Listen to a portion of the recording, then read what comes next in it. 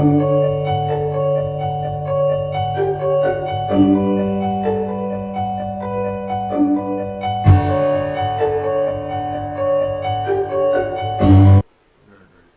everybody, this is day 8 of my testimonies. I can tell you some more stories about church planting. Sylvia and I, when we did our first church plant, we had to raise our own funds. We've been doing this for all our lives now, but this was the beginning. And no one had really taught us how to raise money, so we didn't know what to do. And I'm sure you understand it's very awkward to ask people to support you. But we put out a monthly newsletter, and back in that day, there was no email, so we had to mail it out by hand to about 200 people. I know a lot of you can't remember the time before cell phones and internet, but it was a very real reality when we were growing up. We spent a lot of time praying for money. I would seriously pray in tongues an hour a day. Sylvia would go to work, and I would start my day walking around my house praying and praying and praying.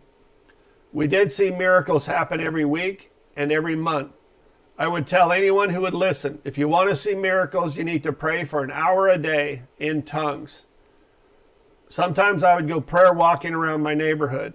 I would be praying in tongues. One day my girls came home from school, and they said they had saw me walking and praying from their bus. One of my daughters said, her friend said, "Look at that homeless guy, he's talking to himself." And she said, I just laughed and told her, "Oh, that's my dad. He's praying for everybody." He does that all the time. My girls would have sleepovers, and kids from the neighborhood would come over to our house for night, and our girls would tell them about me being a preacher, and they would start talking about Jesus, and after about 20 minutes, they would say, "Hey, Dad, come talk to these people about Jesus," and they would get saved. The neighbors would ask, "What does getting saved mean?"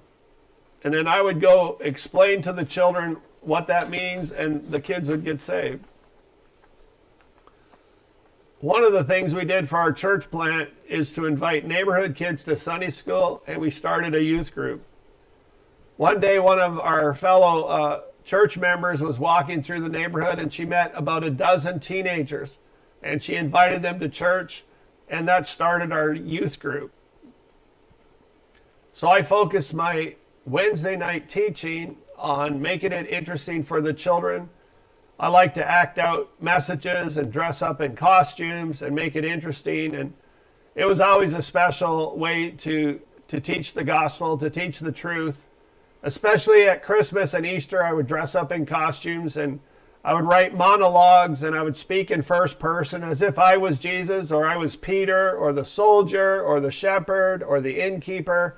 It was a lot of fun. Some of these monologues are really good. One year I wrote one about the Passion of Jesus, describing the whipping he took before he died on the cross. People can really feel the emotion of what Jesus went through. I just want to encourage you that Jesus loves you, and I want to encourage you to have faith for whatever you need, because we saw God take care of us, and I know that he wants to take care of you. Have a great day.